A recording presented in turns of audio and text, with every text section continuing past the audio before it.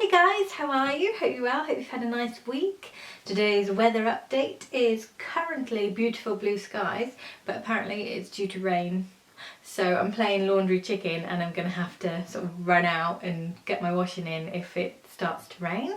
But hopefully it won't while I'm filming. So anyway, let's dive on into my July makes. This is technically probably a June one because I did most of the sewing in June, but finished it off in July and got it got its first outing in July, so we'll count it. Yes, it is a sew over it penny dress. Let's stand up, show you a little bit more, and I will insert a video clip as well.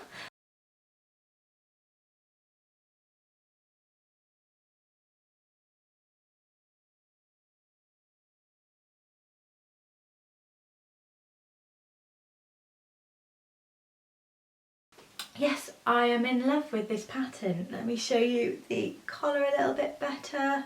Yeah, so it's pretty. It's just a flat collar, and this sort of lapel type thing is done by a facing that then turns in, ooh, leaning on it, nearly flashing you, a facing that forms the placket as well. It's quite clever. It's the instructions at that bit might be a little bit confusing because there's a notch missing. So where it says there should be a notch, there isn't, but as long as you know that the facing doesn't go completely under, you should be able to follow the line of the sort of shape of the top of the facing and hopefully figure that out. And hopefully they'll get that corrected and get that notch put in. They might have already done so. I bought this straight away, so if you have bought the pattern recently, there might be a notch in there. If you've seen my summer sewing plans video where I had navy fabric in pink and purple colourways, the purple one I originally planned to make a penny with, and I'm thinking I might still do that because we've had such terrible weather here that it feels really daft making a off-the-shoulder floaty dress, whereas something like this will get some wear all through autumn as well, really, because I can layer it up with a cardigan, with tights. So yeah, I'm thinking another one of these because I love it. Some changes I'll make next time will be, if I stand up I can show you, well, not stand up, Neil, the centre front is a little bit too short. If I turn sideways you can see it's sort of coming up here a little bit, so I'm going to lengthen that slightly because it just sits a smidge above my natural waist, and then that's making it sort of ride up with wear, and I'm getting that sort of thing going on. So I'm probably going to add 1/2 inch to 1 inch, tapering out to nothing at the sides. I shortened this one too much. I think I probably ended up taking about 5 or 6 inches off in the end. This is the size 12, and I originally was just going to cut the length of the size 8, and then I decided that was still going to be too long, so I took 2 inches off, sewed it up, and then I tried it on and it still felt too long because I'm very short and I don't really like midi length on me, which this is designed to be. It's a 26-inch skirt, so if you're tall it's a great one for you, and if you're short it's midi.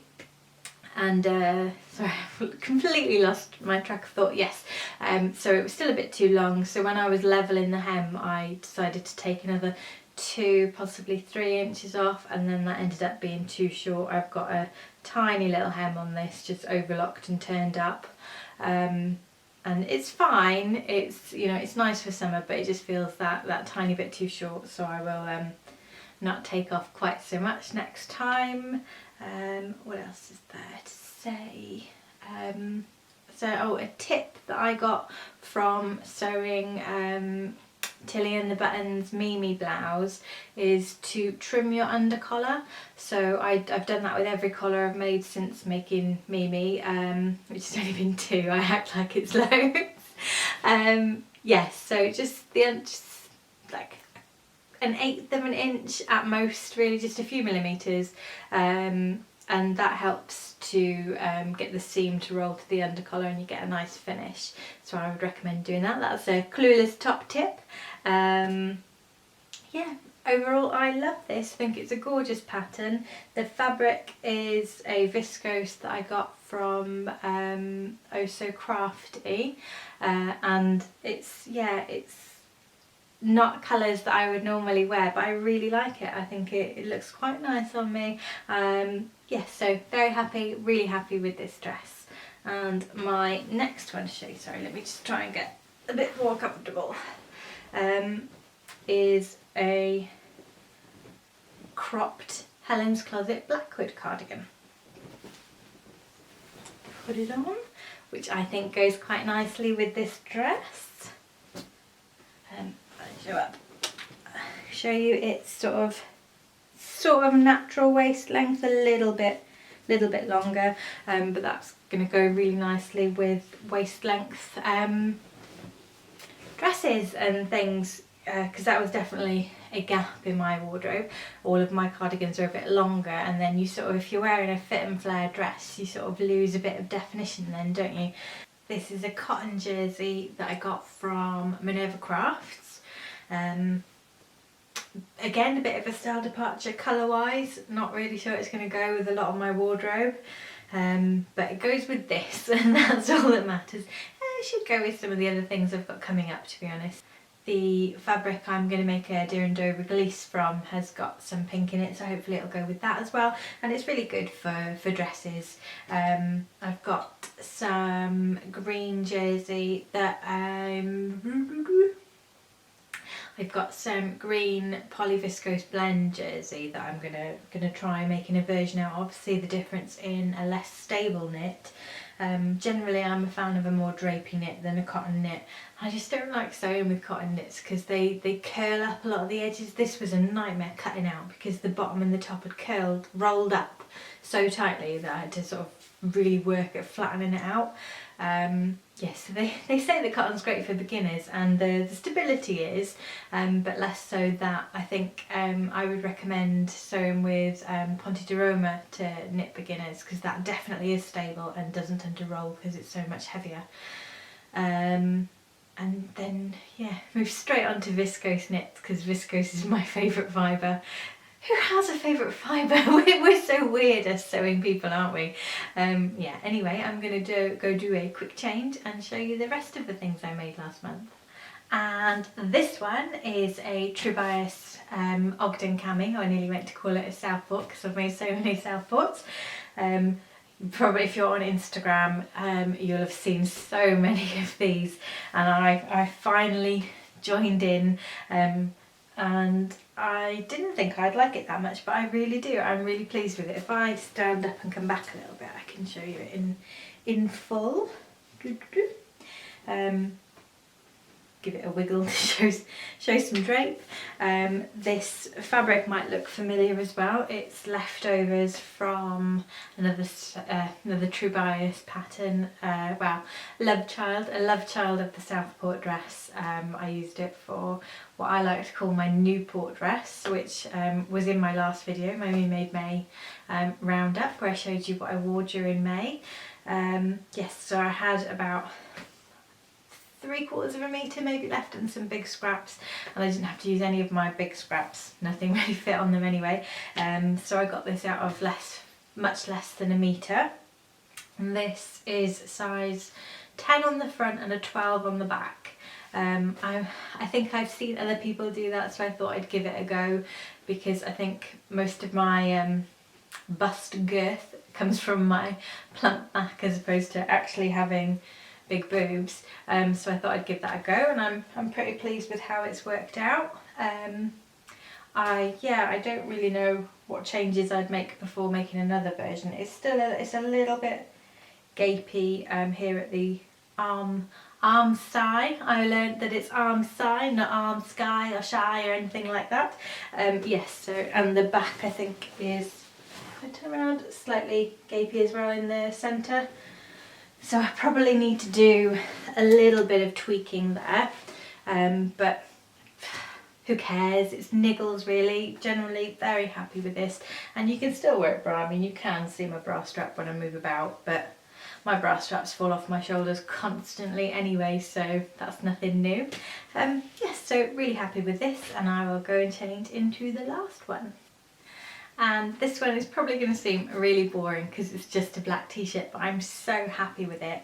I've tried a couple of t-shirt patterns this year and not been happy with them, or they've not been quite what I was after. So I had a wadder of a plantain because I sewed it badly, and the fit just, it was really quite wide across here and quite low for me because I'm very small across the shoulders and my bust is quite high, and didn't do anything sensible like measure things before I sewed it up. No, I just cut it out and went for it. So that was a wadder, which was a bit of a shame, but the fabric was cheap, so I'm not devastated but still a bit disappointed.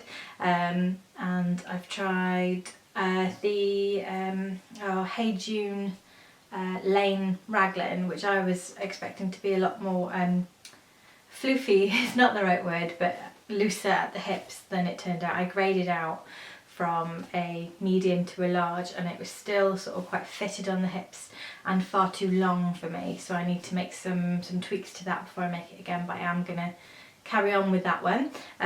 But this is a hack of the Dixie DIY ballet dress that I love so much. So yeah, I just copied the neckline, arm size, sleeve, yeah, and then just sort of flared out and lengthened into a sort of swingy t-shirt.